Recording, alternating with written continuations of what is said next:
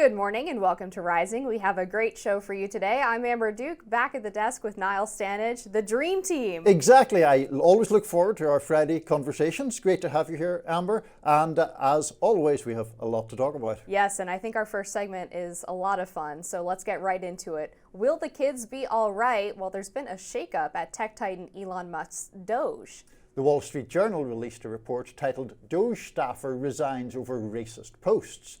The story reads, Marco Illes, a 25-year-old who is part of a cadre of Elon Musk lieutenants deployed by the Department of Government Efficiency to scrutinise federal spending, resigned after the Wall Street Journal asked the White House about his connection to the account.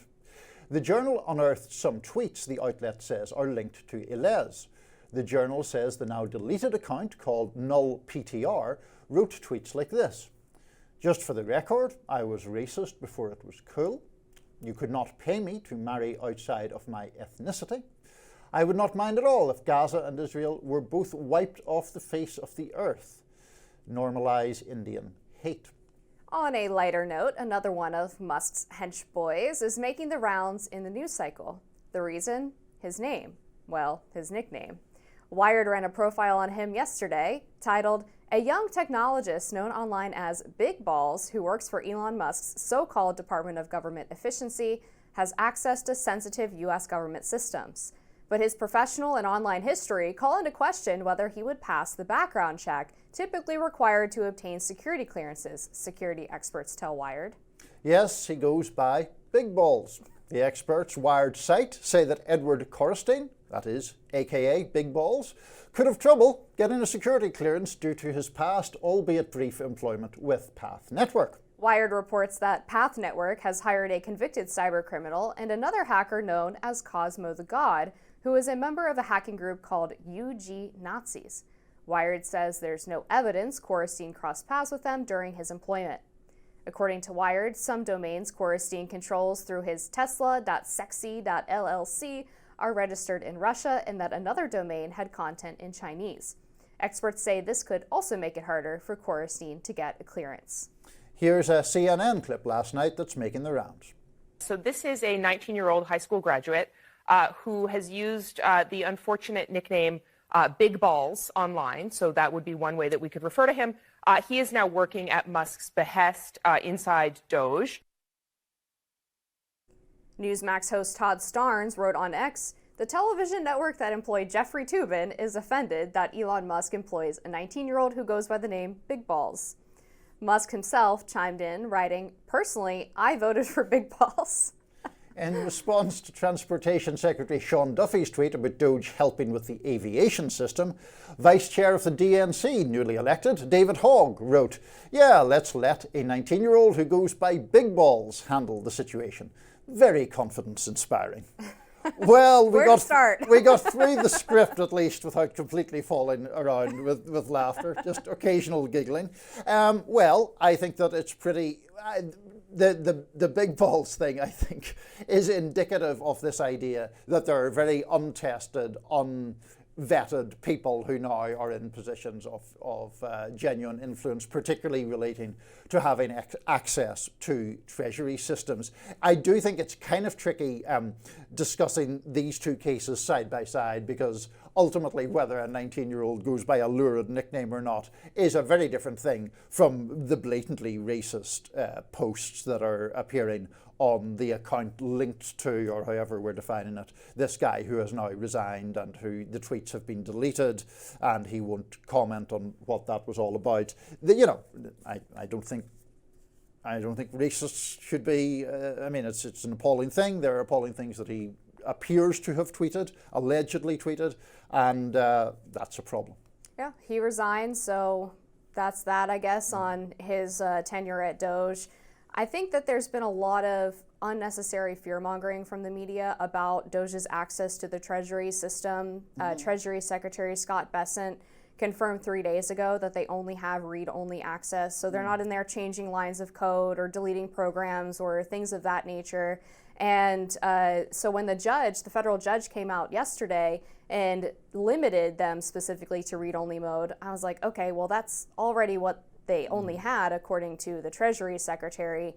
And then there was a lot of reporting about Elon Musk having access to people's social security numbers and other private financial information, which I found a little bit funny because there are already hundreds, if not thousands, of unelected bureaucrats who have access to social security numbers through IRS, Treasury, Department of Education, Social Security Administration, and all of those platforms have been hacked at one point or another and been the subject of pretty massive government data breaches. So for people to claim that they suddenly care about your private information being accessed by unelected officials when they never said it in the past suggests to me that this is a type of political weaponization because they're not happy about what DOGE is doing. So I don't really agree with that interpretation, as you might expect, for a couple of reasons. One is it's not only the matter of being unelected, it's also the issue of security clearances and who has access to these things. The second point is it is to do with, in this case, political appointees, which I think is a different question from career civil servants.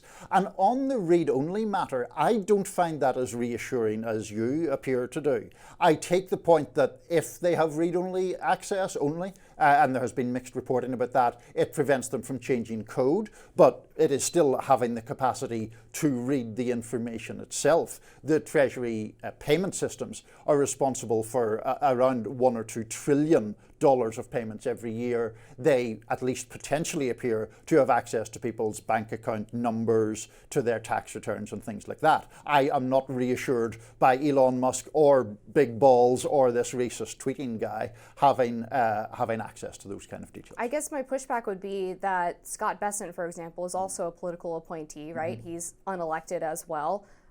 He presumably has access to all of this information, and there's been multiple reports that all of these individuals did get security clearances and pass background checks.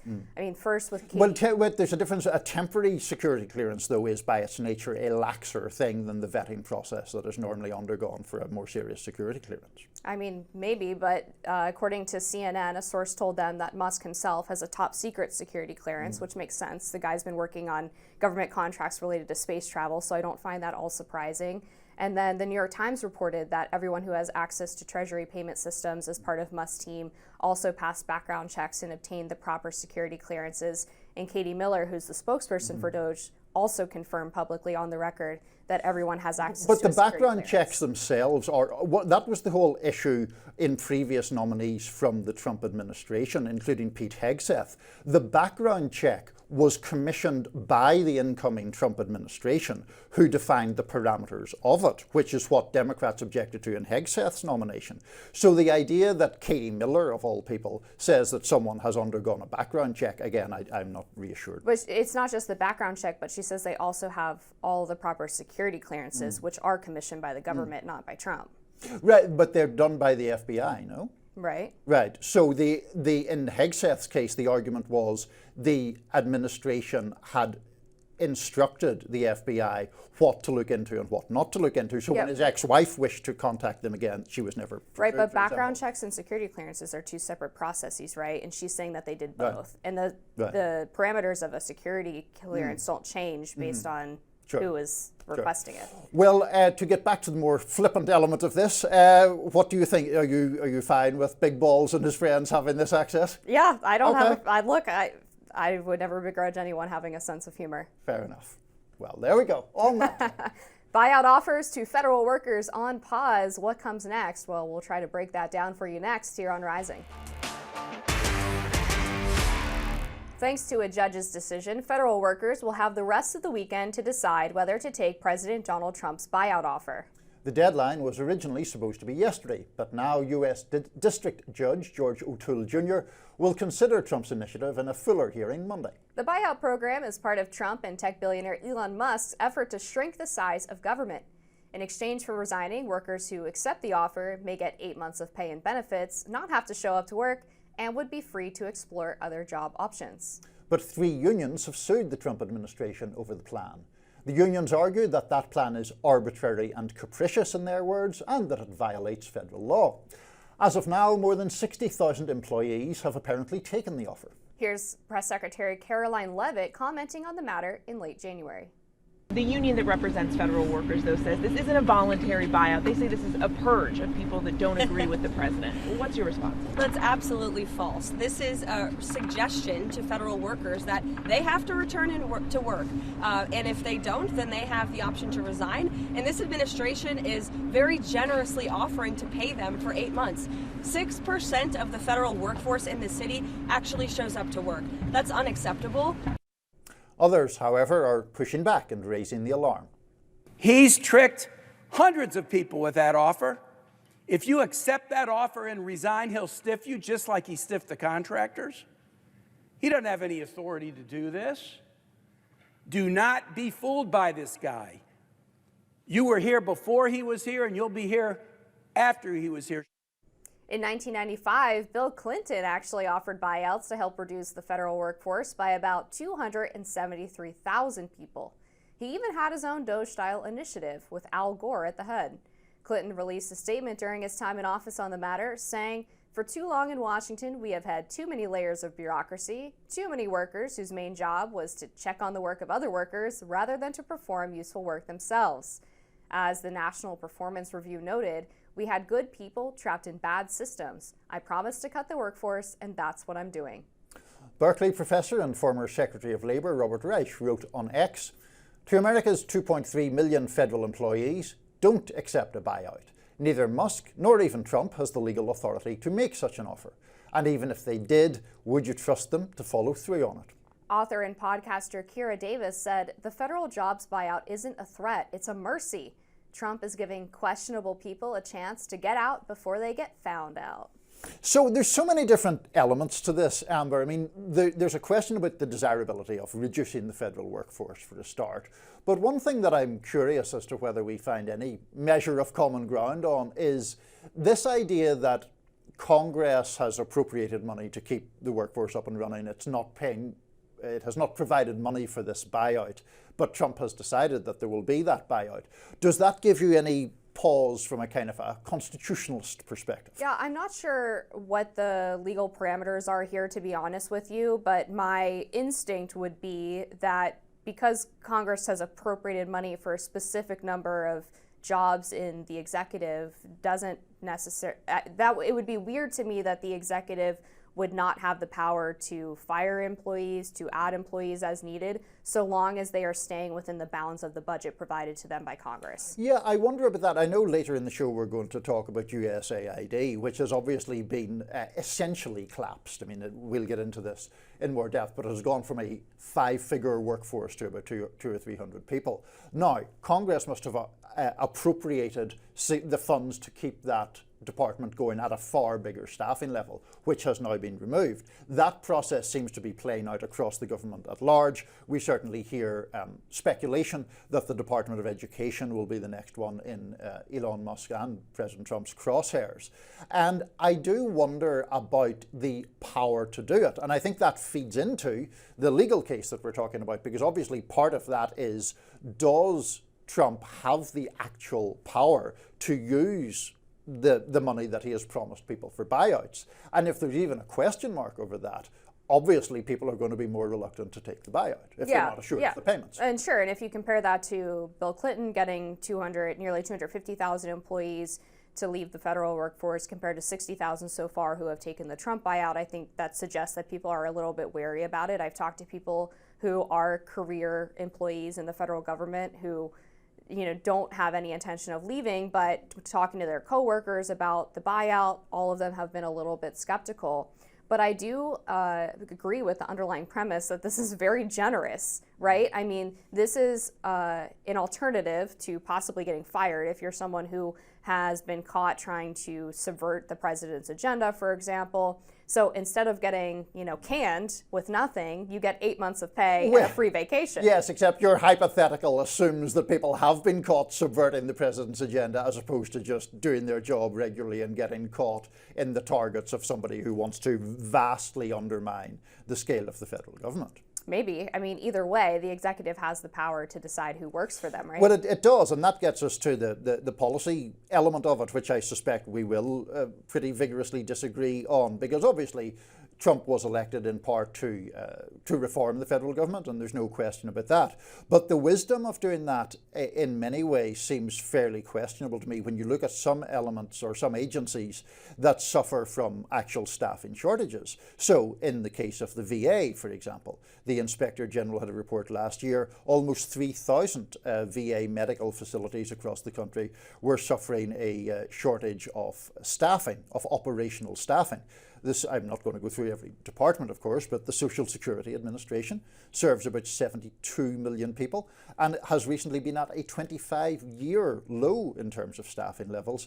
And the average wait for help on the phone, if you phone the SSA, is 45 minutes.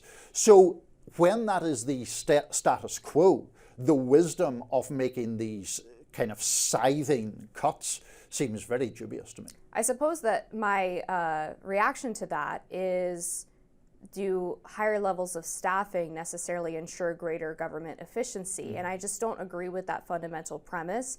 I mean, if we go back to comparing this to the private sector, for example, Elon Musk was roundly mocked for buying Twitter, and there was this massive media narrative that he was going to tank the profitability of the company. He comes in, he fires about 80% of the people who work there, saying that they're redundant, that they're not doing their jobs, they're a waste of money.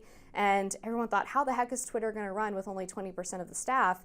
And in their most recent charts, they've actually shown that Twitter is making a greater profit than it did before Elon Musk bought it. So I don't think it's necessarily the amount of people that you have, but whether the people you do have are doing their job effectively. I think that in the abstract is true, but I would say two things. Firstly, on the X example, according to Fidelity Investments, they figure that the actual worth of Twitter X has fallen massively during Musk's ownership. I agree, actually, that some of the media coverage was excessive or hyperbolic or overly excitable, but I'm not convinced that his record is as good as you're presenting it as being. But the other bigger point, I think, and here we do disagree, is that the government isn't a private company. The government's function is not purely to make profit, as is the case with private companies. And part of the government's role is to provide essential services that may, in fact, be very unprofitable, may cost a lot of money to furnish to people. And if that goal is being impeded by staffing shortages, then I don't know why we're trying to make those staffing shortages a lot more severe. Yeah, I guess my point is not that the government should necessarily operate as a private company trying to make profit, but that sometimes you can do less with more. And I would also say that so far we haven't seen Trump making significant cuts to the VA or other what he considers really key services. It's more about trying to root out waste, fraud, and abuse. And so this is a targeted calling of the federal bureaucracy, not targeted at direct payments to Americans, not targeted at Medicare and Medicaid, things like that. And this was another sort of false thing that was propagated by the media almost immediately after Trump took office, was when he instituted that freeze on all government spending, right? Or all government payouts. They claimed that people weren't going to be able to get their food stamps, that they weren't going to be able to get their SNAP cards, that they weren't going to be able to access their Medicare or Medicaid. And very quickly they said, actually, it says directly in the executive order that all direct payments to Americans who are reliant on a safety net are exempt from this order. So I'm very suspicious now of any claims that are made about the way Trump is actually engaging in cutting down the size of the bureaucracy, because we've seen a lot of misreporting. Just one thing I would say on that point, Amber, which was the idea, the administration in that instance used the word direct in a very meaningful way, because of course something like Medicaid is not delivered directly by the federal government. It's delivered by the states that get subsidized by the federal government for the provision of it all. But I think this has been a good discussion. I think we could continue, but I think time is probably against us. Unfortunately, it is, but we have a lot more topics to talk about. And what happens to soft power now that USAID is all but done? That's next on Rising. With the stroke of a pen, and in under a week, the United States Agency for International Development has all but vanished. USAID has gone from a force of 10,000 to under 300. USAID officials were also told on Thursday that about 800 awards and contracts administered through the agency were being canceled, per the New York Times. The moves also came just one day before almost all of the agency's direct hires, including its roster of Foreign Service officers, will be put on indefinite administrative leave. Almost all contractors will see their work orders terminated. Foreign Service officers will have 30 days to return to the United States. A couple of unions representing USAID employees on Thursday filed a lawsuit over the cuts against President Trump, Mr. Rubio, and Treasury Secretary Scott Bessent, along with the agency, the State Department, and the Treasury Department. The suit argues that the reduction in personnel and the cancellation of global aid contracts is unconstitutional and violates the separation of powers. Secretary of State Marco Rubio defended the administration's move. Let's watch. This is not about getting rid of foreign aid. There are things that we do through USAID that we should continue to do that makes sense. And we'll have to decide, is that better through the State Department or is that better through something, a reformed USAID? That's the process we're working through. There are things that are happening at USAID that we should not be involved in funding or that we have a lot of questions about, but they're completely uncooperative. So we had no choice but to take dramatic steps to bring this thing under control. Reactions from all sides have poured in. Former administrator and Pulitzer Prize-winning author Samantha Power turned to the New York Times to voice her outrage. Her op-ed is entitled "I Ran USAID, Killing It is a Win for Autocrats Everywhere." Power wrote, quote, "I am not surprised that the attacks are being cheered by Moscow and Beijing. They understand what those seeking to dismantle the agency are desperate to hide from the American people. USAID has become America's superpower in a world defined by threats that cross borders and amid growing strategic competition." Former President Barack Obama backed up this point with this tweet. USAID has been fighting disease, feeding children and promoting goodwill around the world for 6 decades. As this article makes clear, dismantling this agency would be a profound foreign policy mistake, one that Congress should resist. Other Democrats also came out in defense of the aid agency.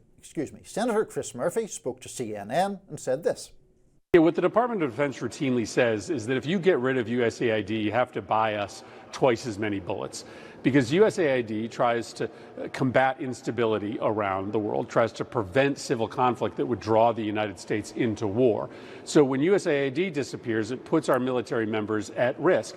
Now, that doesn't matter to Donald Trump and his Mar-a-Lago crowd because their kids aren't going to serve in these conflicts. But, the folks who live with me in the south end of Hartford, it's their kids who sign up for military service. They'll be sent overseas to fight the wars that'll be caused by the growing instability. The question is, why are they doing this? Because, as you said, Jim, it used to be that there was no controversy over USAID. It was just smart for us to spend money around the world to try to combat terrorists in China and Russia. I think some of this agenda is pretty simple.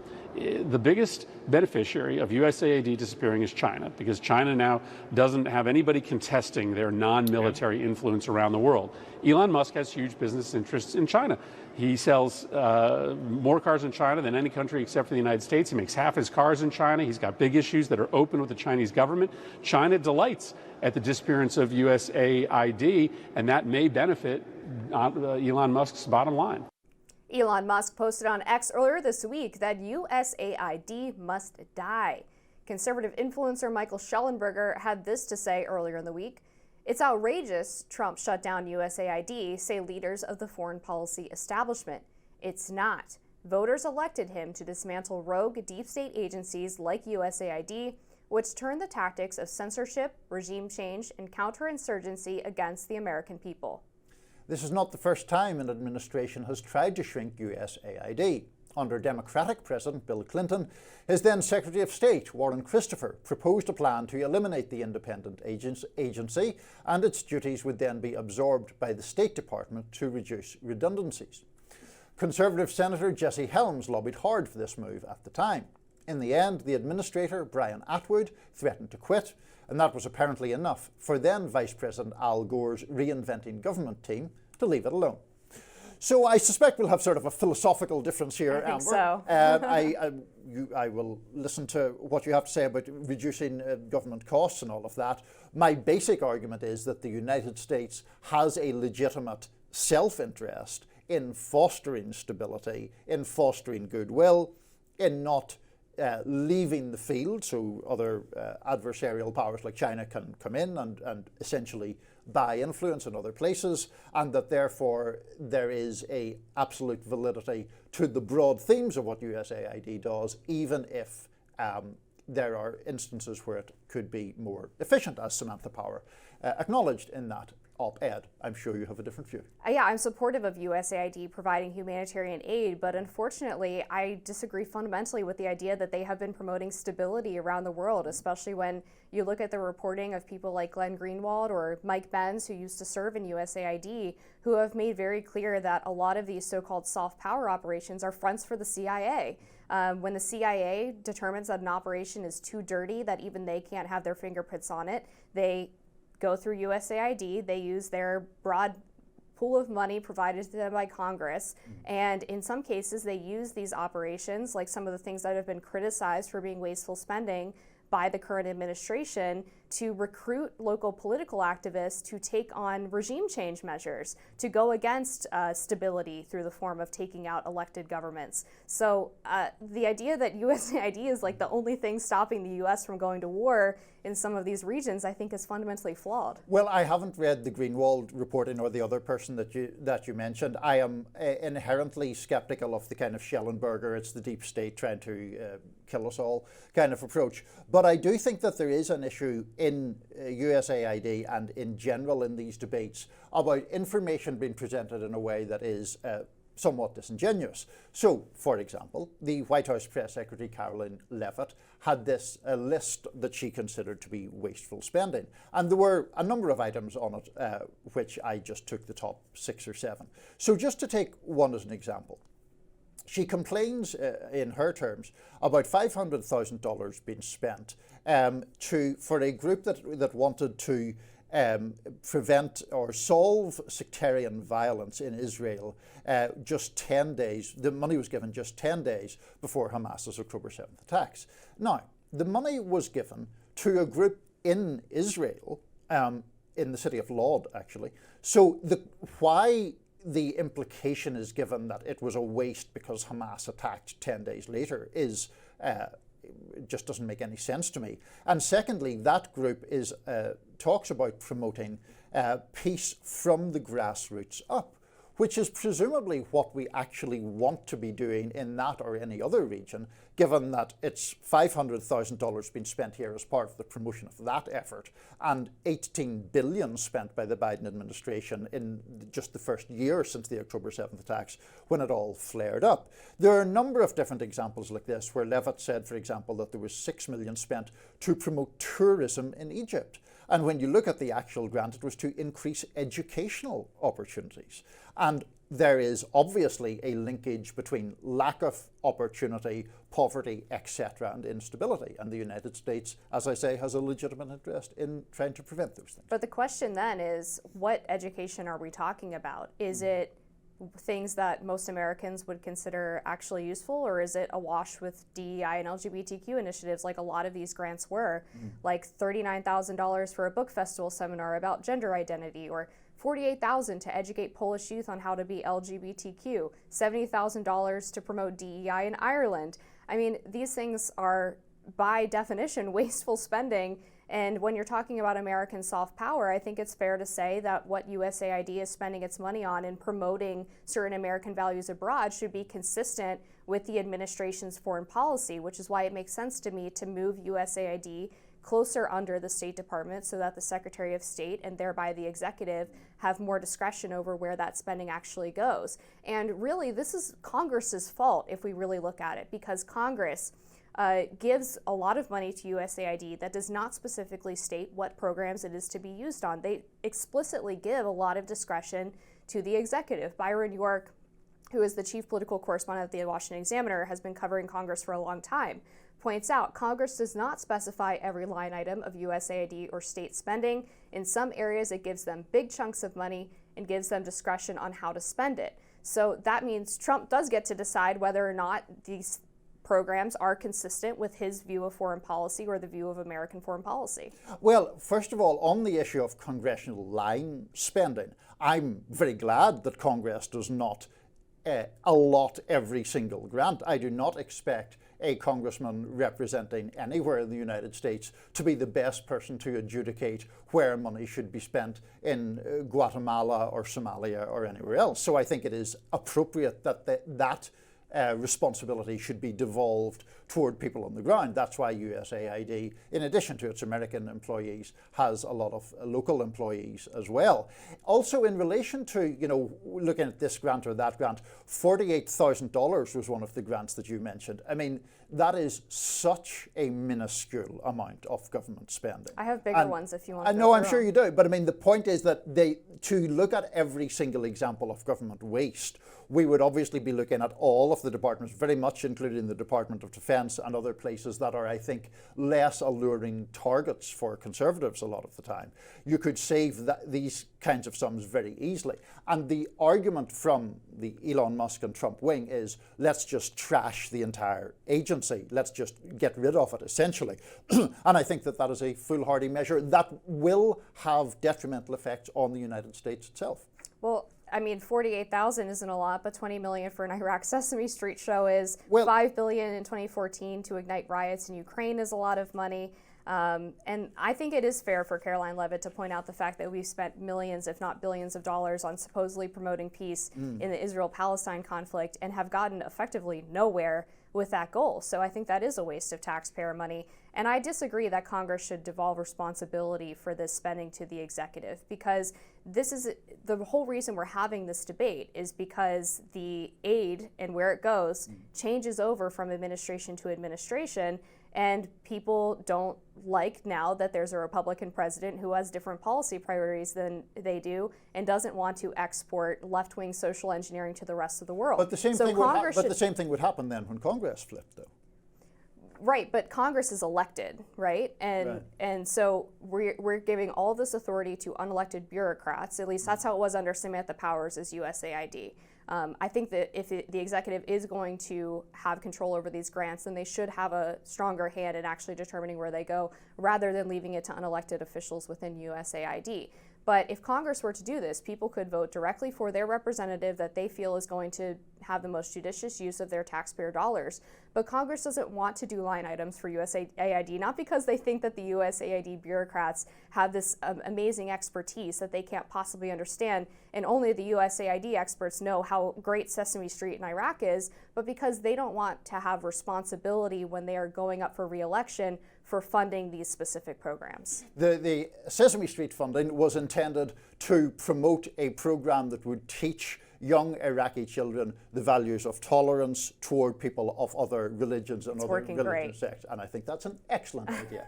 So I'm all in favor of Iraqi Sesame Street, but Amber isn't. Up next, we speak to an author who argues that tech billionaires bought off the media. Stick with us.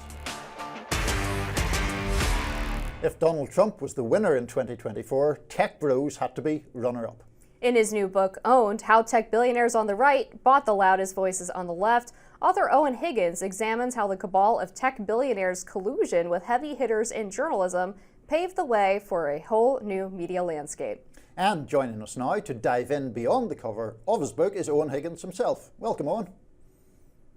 Thank you for having me.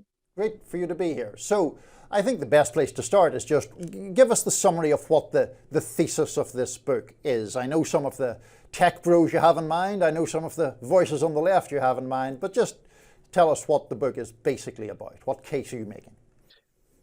Yeah, the book is just an examination of this trend of tech billionaires, people in Silicon Valley moving to the right over the past decade or 2 decades, and how that shift to the right came with investments in a decentralized right-wing alternative media ecosystem that they then spend money on and invested in so that it would kind of damage institutional media at its core. And in order to kind of look at that and look at that process, I focus on Glenn Greenwald and Matt Taibbi, 2 well-known prominent journalists who used to be on the left or left-aligned at least, and kind of trace their journey from being, left-aligned to being what I would consider kind of just partisan right-wing pundits at this point. And that examination, that that journey kind of provides the backbone for the book, and at the same time, I kind of examine the lives and the political evolutions of Elon Musk, Peter Thiel, Mark Andreessen, and to a lesser extent, David Sachs. Now, no doubt some of the people you mentioned would push back on that criticism, and that's fine. It's all a free debate. But what specifically do you think the tech crowd wanted to accomplish by this? What was the actual objective beyond just generally sowing distrust of institutional media? Yeah, sure. So I've been writing about this for years, since before the book. There was a feeling in Silicon Valley for a long time that their interactions with the media had become unfair, right? They were used to a kind of more sycophantic tech media. This is not, universally the case. There's always been some critical tech media, but overall, they had kind of come to expect, media to kind of not be involved or just kind of cheerlead their products. And over the course of like the last 15 years, really, like that started to change. The Edward Snowden revelations certainly did not help. Peter Thiel killing Gawker did not help. And then, of course, the 2016 election, Democrats looked at social media as one of the main reasons that they lost that election. And kind of all this stuff kind of snowballed into a more critical look at tech, and the reaction of Silicon Valley, especially on the right, was to kind of reject media and to feel that they could do it better, and in doing it better to kind of damage and weaken the institutional media, the critical independent media that had been bothering them. And so they did this by investing in all manner of platforms, and those platforms in turn, once they got in that investment money, if they didn't already, would kind of start to tilt to the right, to promote right-wing voices, to promote people who were saying the kind of things that these guys wanted to hear, or at least not saying the kind of things that they didn't want to hear. And this has been a long time process. Has been going on for, I think, at least 6 or 7 years at this point, overtly. And it is kind of like this move fast and break things philosophy that we see with, Musk, you can use as a good example here, right? He buys Twitter, slashes the staff, makes the user experience, in my view, a lot worse, and but gets what he wants out of it because he's promoting the kind of ideological voices that he wants, and promoting a type of media site that he wants to have out there. And that's what he appears to be doing with the federal government at the moment as well. Well, to be fair, Owen, conservative voices were incredibly skeptical and critical of tech companies as well, perhaps even more before the left, specifically on the issue of censorship. They claimed that tech companies were censoring conservatives far more than they were voices on the left, particularly on the center left. So how is it that these tech billionaires came to the calculation that the conservatives were the more friendly media party when they had basically spurred Congress to launch investigations into censorship, had accused the government and tech companies of colluding with one another to censor Americans? I guess I'm not seeing where they necessarily viewed conservatives as their new bedfellows and being friendlier to their companies. Yeah, I think that the question of censorship is an interesting one. Conservatives used to complain about social media sites taking down, kind of explicitly white nationalist content that doxed people, went after people. This was kind of the foundation of their complaints. I don't know if that's really censorship. This stuff was established in the guidelines of these social media companies. If you wanted to use them, you did have to go along with their view of what was appropriate or inappropriate. But as far as right-wing conservative criticism of that, especially in Congress, it's a very surface level criticism, right? It's not a criticism of their contracts with the federal government. It's not that they're going to take them to task for, like labor violations or anything like that. Conservatives and Silicon Valley, especially after Democrats, in the words of Mark Andreessen, betrayed the deal between Silicon Valley and the party, the Republicans were very happy to pick up the mantle and to become the political party that was aligned with Silicon Valley. they still criticize what they call censorship.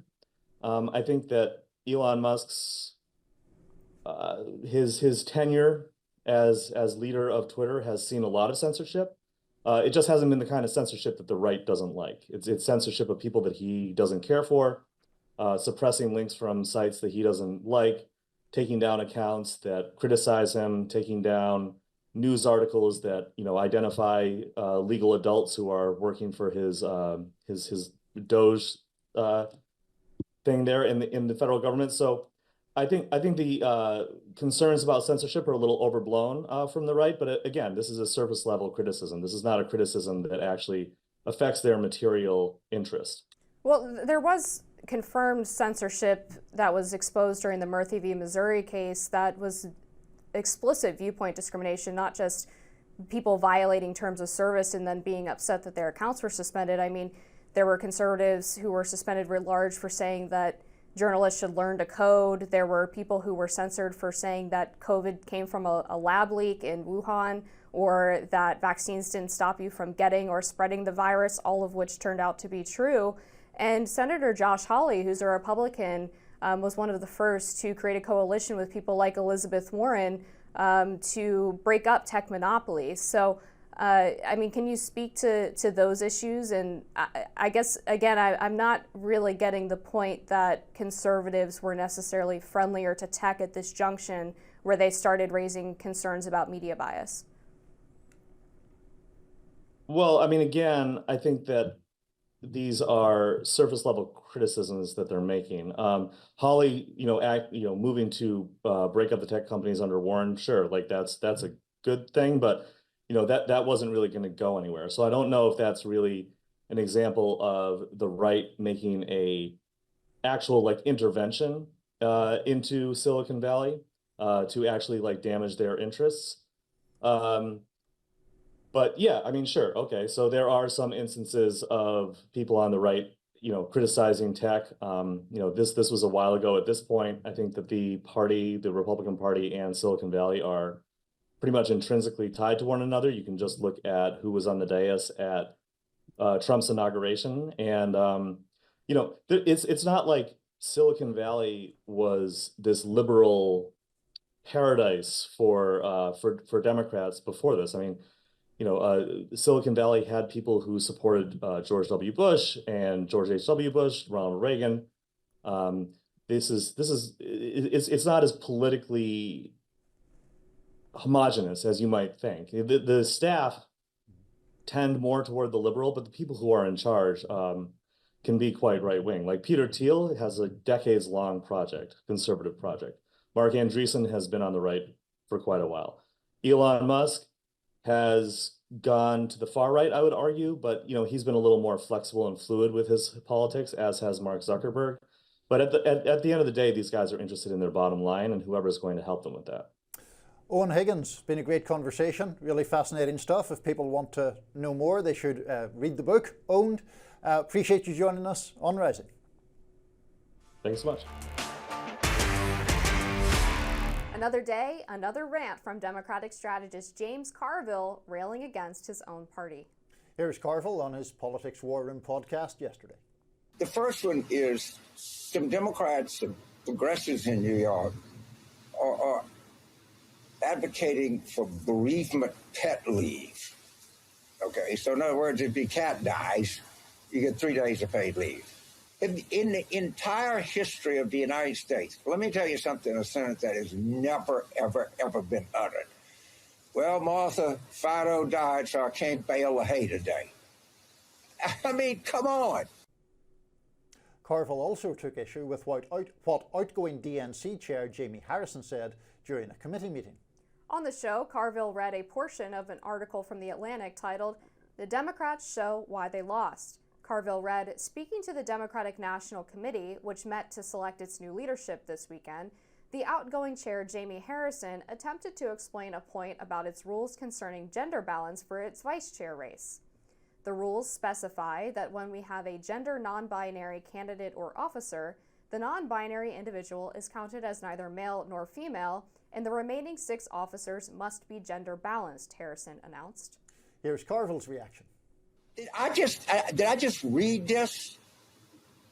Of course I did. And do you believe this? Of course you do. Because that's the level of jackassery that, now, does any Democratic candidate? No, I don't even know if Tim Martin himself actually, but they do it. Well, what do you think of that, Amber? Here's your free shot at the Democratic Party. Yeah, that's right. Look, obviously, I agree with the guy. I will say, when we talked to him on this program a couple of weeks ago, I was kind of surprised at how much he got it and then how much he didn't, because I think he's spot on the Democrats' issue on cultural problems. He views them as too woke, as sort of giving in to progressive activist classes that have very niche ideas of who the most important voters are and what their issues are and what matters most to the American people.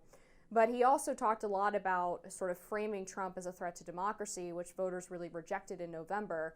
So I thought he was sort of halfway there in terms of where the Democratic Party has gotten things wrong. I think where he's right is that I do think he identifies a need for Democrats to connect better with working class voters, but also with a broader sense of economic resentment and resentment at the status quo. Sure. The status quo obviously is not working for a significant number of people in this country. Those people are rightly and understandably angry about that. The Democratic Party, which should, at least in theory, be a vehicle for that resentment or anger at sort of basic economic injustice, has in some level got distracted by other things, including, I would say, a form of sort of identitarian politics. Now, I think that Carville's issue is really with the messaging or the foregrounding of these things, because when you look at the stuff that he's talking about in this instance, Jamie Harrison's point is defensible. It's just the question of whether it should be politically as prominent as it was. All his point is that there are certain, I guess, boards within the DNC where the rules require a gender balance, and if someone's non-binary, they're not counted as either male or female.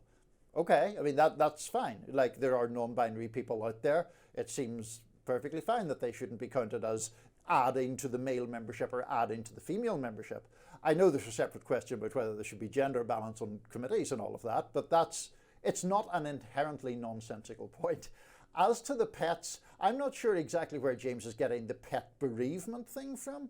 The proposal that I saw linked to some of his remarks was a proposal in the New York City Council that people can use their own sick days to take their pets to the vet. Now, you can argue that one way or another. I assume that if people wanted to do that, they would just lie and say they were sick and then take the pet to the vet. It doesn't seem like a particularly some like massive woke catastrophe. But I think his objection is to the prominence that these arguments get at the expense of the economic stuff. Yeah, I mean, this is separate from the Democratic Party. I mean, I would argue it's not separate, but for the purposes of this conversation, separate from the Democratic Party, a lot of mainstream media outlets have actually leave for people when they adopt a pet. Right. So they I did not know that. Yeah, they compare it to when you have a baby and you take maternity leave.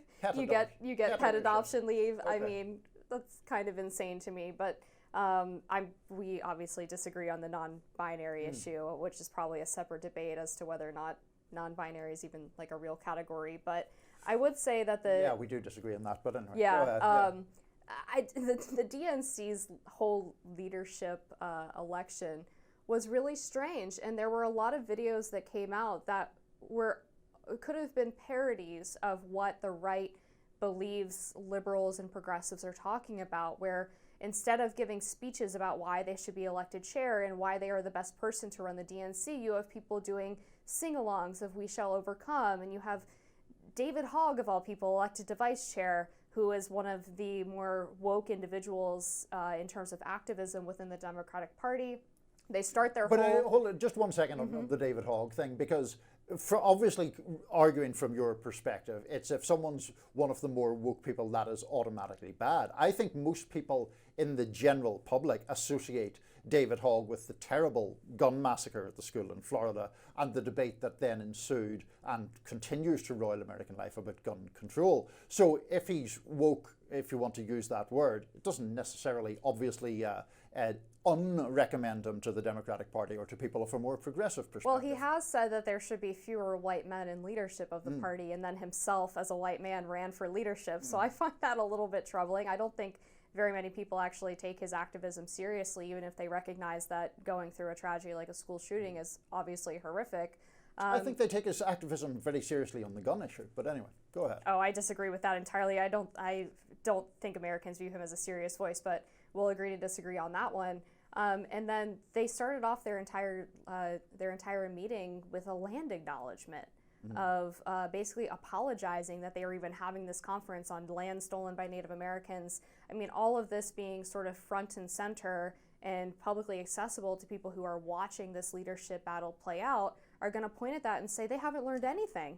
Well, I think that last point about the land acknowledgement is a valid point. I mean, one thing that I think parties of the left have to be careful about is providing ammunition to their critics. It's something that the British Labour Party went through in the 1980s and then more recently when Jeremy Corbyn was leader, giving ammunition to people who want to dismiss you as outside of the mainstream. And so things like the land acknowledgement stuff, I've never loved that because I think it's very, very performative and it doesn't really do anything at all. Another topic that I think we'll get back to before the end of today's show is the issue of trans people in sports and trans women in girls and women's sports. That's a deeply unpopular position to promote that.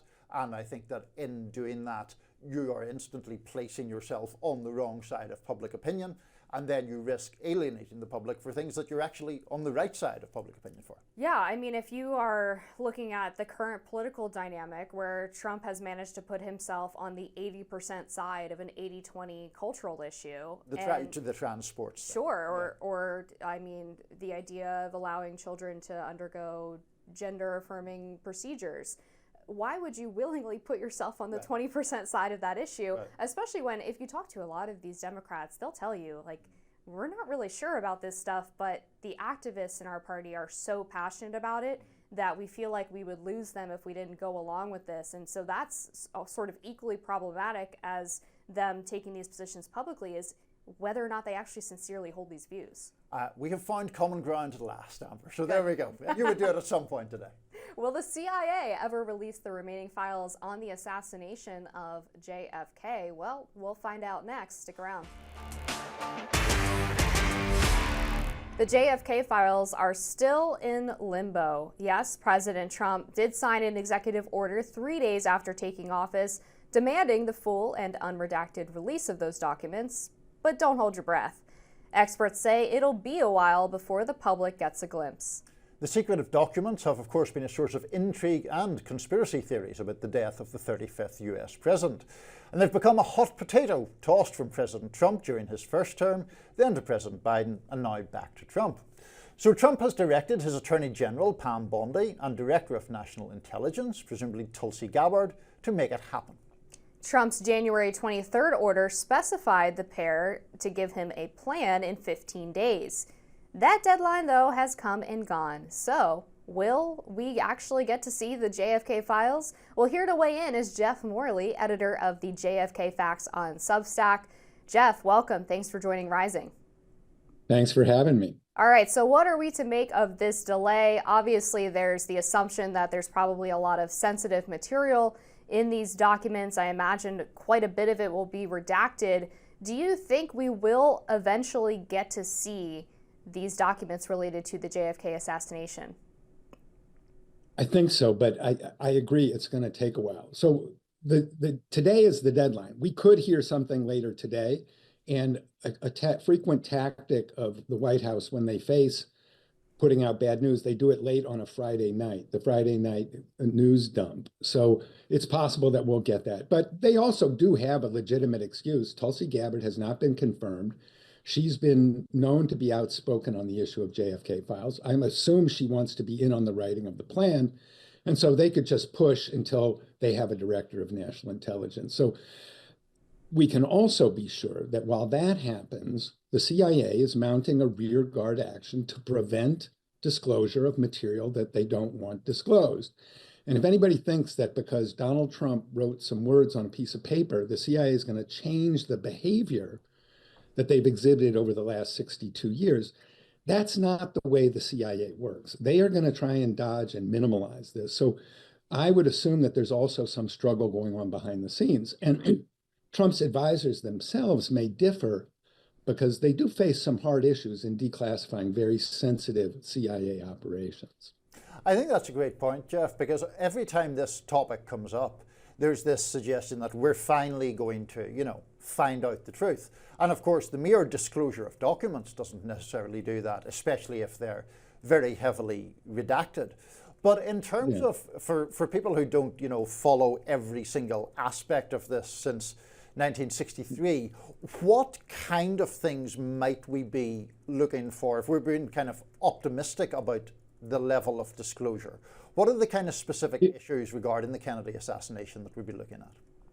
If you want to understand what we're going to learn, you need to understand what we've learned in recent years. A lot of JFK material was released under Presidents Trump and Biden, and a lot of material was released before that. And that material has really transformed and deepened our understanding of events leading to the president's assassination. The story that has emerged in the last 10 years is that the alleged lone nut assassin, Lee Harvey Oswald, was actually very carefully monitored by senior CIA officials for 4 years before Kennedy's assassination. On November 21st, 1963, CIA counterintelligence chief James Angleton had a 180-page dossier on Oswald on his desk. So anything associated with James Angleton that comes out is going to be of interest to people who are interested in the JFK assassination. And more broadly, the CIA's surveillance of Lee Harvey Oswald before the assassination. This is the story that the CIA has been sitting on, and they're probably going to try and keep it from becoming public. Yeah, I expect so. Do you think anything about the CIA's behavior will change even an iota with John Ratcliffe now at the helm of that agency? He's been a little bit more friendly, I think, to disclosure, but still has a long history of being within the intelligence community. So what do you think his role in all of this will be? Well, I think that, John Ratcliffe and Marco Rubio and Pam Biondi may have a very different perception of what to do with JFK files than Kash Patel and Tulsi Gabbard. And Trump's going to have to sort this out because these are super sensitive documents. The CIA did persuade Mike Pompeo last time that he should not release them, and Pompeo convinced Trump. If you read President Trump's order carefully, it does give Ratcliffe final authority over any plan that is issued. So they could get together, Pam Biondi and Tulsi Gabbard could write a plan, and Ratcliffe could overrule it. So that's the kind of thing that's probably going on and will account for, if we don't see a plan soon, that's because they're wrestling with these issues. I think anytime President Trump comes up, debate around what he does tends to divide, for reasons we all understand, along very partisan lines. But setting aside what he believes, represents, and has enacted, generally speaking, do you think his long expressed skepticism of the intelligence community and all of that, is that playing into this push for disclosure of these documents, in your opinion? Yes, it is. Trump realizes that this was a good issue for him. When RFK endorsed him back at that rally in August, and Trump said, and I'm going to release all the JFK files, he gets a great applause line, like the biggest applause line of the rally. And Trump notices stuff like that. That's why he went on Joe Rogan and repeated his promise to release. So he sees good politics in all of this. And he also says that he's going to release files related to RFK and MLK Jr. as well. I know you're sort of our resident JFK expert, but it would be great if you could maybe speak to this broader attempt at declassification. Will those other two sets of documents, you think, run into a lot of the same issues? Yeah, but the RFK and MLK are a little different in that those collections are scattered. There's questions about Martin Luther King's personal life that are raised by wiretap tapes. That's going to be a more difficult job, just to pull those records together to identify them. So appropriately, they've given themselves more time. The JFK files, on the other hand, Those are located easily in Washington. They could put their hands on those within 24 hours if they want to. So RFK and MLK is going to take a longer time. And just finally, Jeff, briefly, it doesn't seem like you think there's real cause for massive excitement about this deadline. You suspect that what we will find out may be fairly tightly circumscribed. Yeah, if they release something, it will reflect that the CIA still controls the process. And whether Trump's desires and the advice of his advisors can overcome that resistance from the CIA, that's the real question around the JFK files right now. Well, thank you so much, Jeff, for joining us on Rising. We appreciate it. And coming up, we'll tell you who is hosting the White House Correspondents Dinner this year. Stay tuned. Is this the year that President Trump is going to break his White House Correspondents' Dinner boycott? The jury on that is still out, but nevertheless, Amber Ruffin, who's set to host this year's soiree on April 26th, isn't losing any sleep. Here she is speaking with CNN's Jake Tapper earlier this week. U.S. presidents traditionally attend this dinner. However, Donald Trump never went to it during his first term in office. Do you want him to be there this year? No, don't nobody want to know. No one wants that. I mean, sure, it's something to do. Look, I can't imagine he would. I can't imagine he would. He should. He's missing out on one of the cool things about being the president of the United States, but I don't know that anyone's looking forward to being in the same room as him. The White House Correspondents Association announced Tuesday that Ruffin was chosen to be the featured entertainer. She is a comedian and writer, and she writes for NBC's Late Night with Seth Meyers. It's not hard to tell that Ruffin is no Trump fan. Take a look at a recent monologue delivered by Mr. Meyers. First of all, if you're so desperate to see the Riviera, then maybe take your own advice. Go to the beach. And second, it's never good when a sentence starts with the words, I don't want to be a wise guy. Presidents don't talk like that. Abraham Lincoln never said, hey, Stunad, a house divided against itself cannot stand, you freaking jabronis. Also, can we go back to this? Where exactly are you suggesting that they should go? And two, are you saying they should return after it's rebuilt? And if not, who do you envision living there? I envision the world, people living there, the world's people. World, people, so people. I think it's safe to assume the reporter wasn't asking if aliens were going to live there. She basically said, who do you envision living there? And your answer was people. She also regularly appears on CNN's comedy show, Have I Got News for You? White House Press Secretary Caroline Leavitt was asked about Amber Ruffin by the Daily Caller. Here's her response. The WHCA announced that comedian Amber Ruffin, who has called the president a toddler with his pants pulled down, will be the entertainment for this year's Correspondents' Dinner. Does the White House have a reaction to this choice, and will the president be attending the dinner this year? Certainly an interesting choice. I have the president's invitation on my desk. I have the invitation for myself on my desk as well.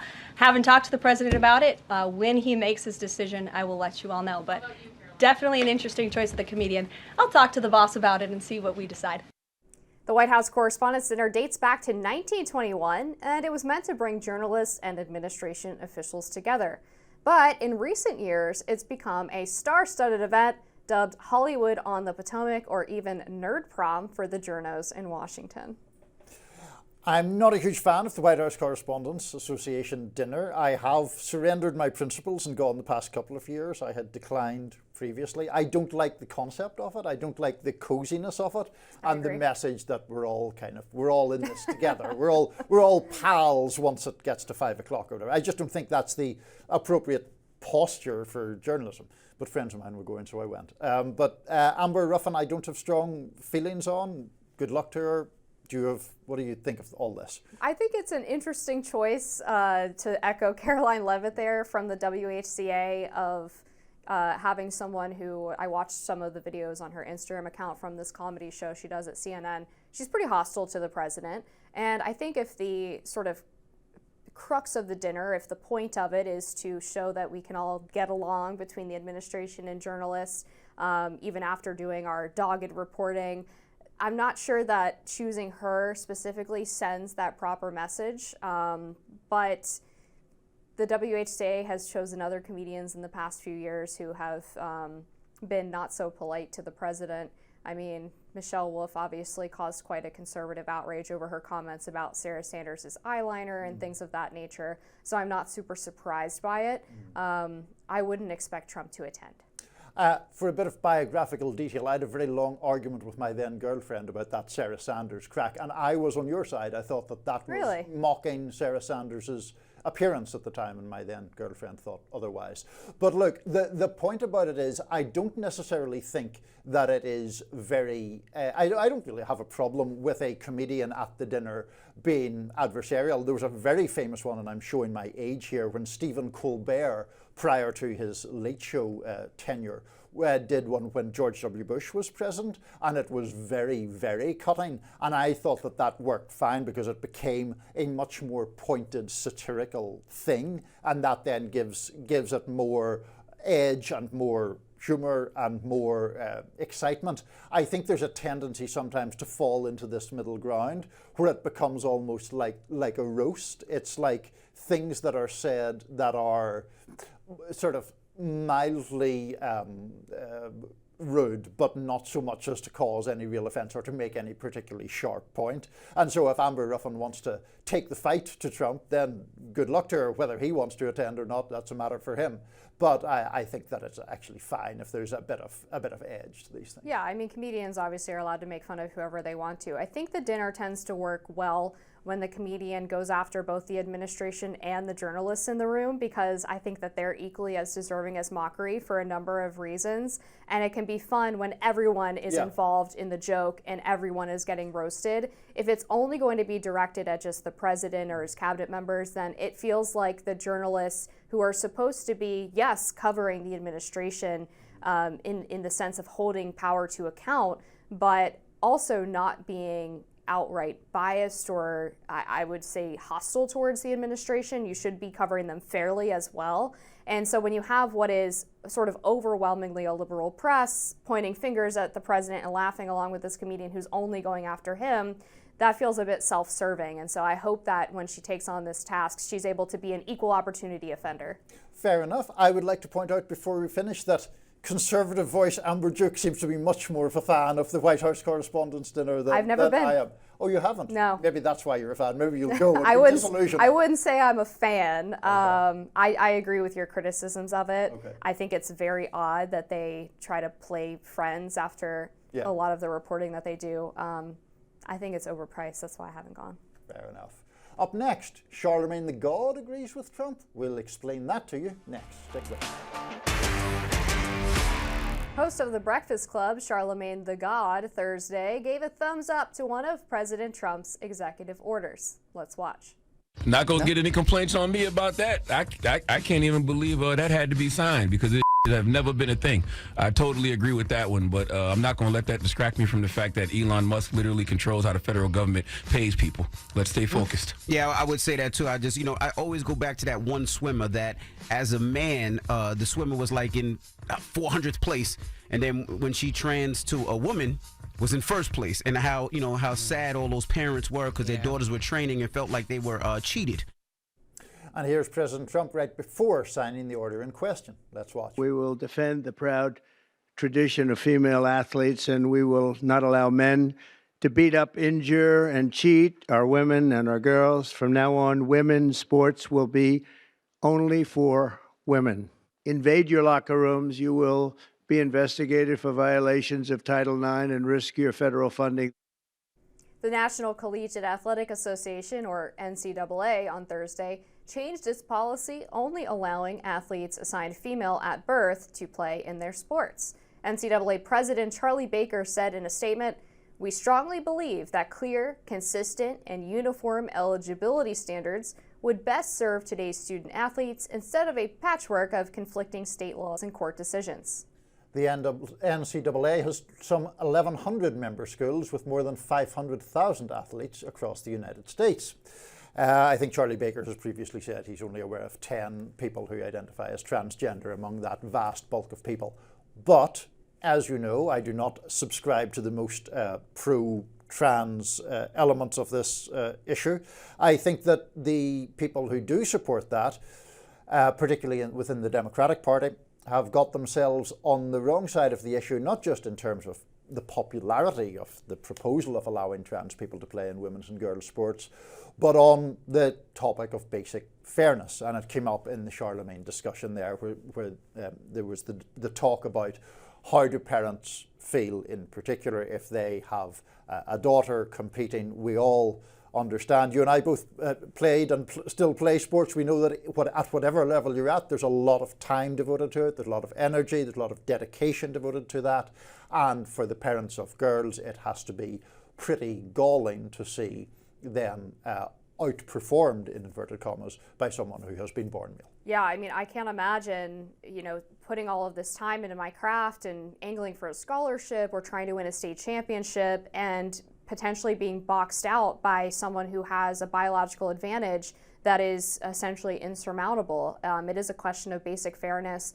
And then there's the question of safety. There was a young woman who was playing high school volleyball in the Northeast, and she got hit with a spike from a male player and now has permanent brain damage from the traumatic brain injury she sustained from that event. So, I mean, it's really sad, and I think no matter how many people it is, whether it's a small amount or a large amount, that doesn't excuse an injustice from taking place.